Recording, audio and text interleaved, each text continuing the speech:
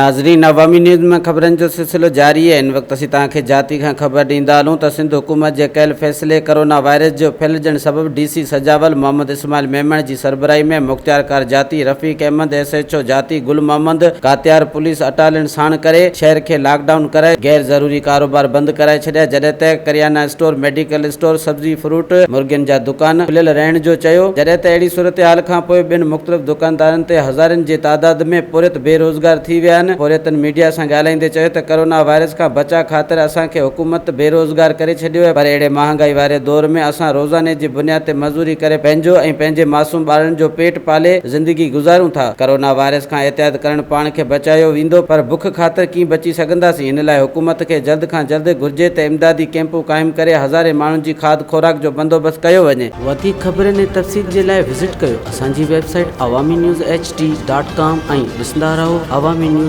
HD।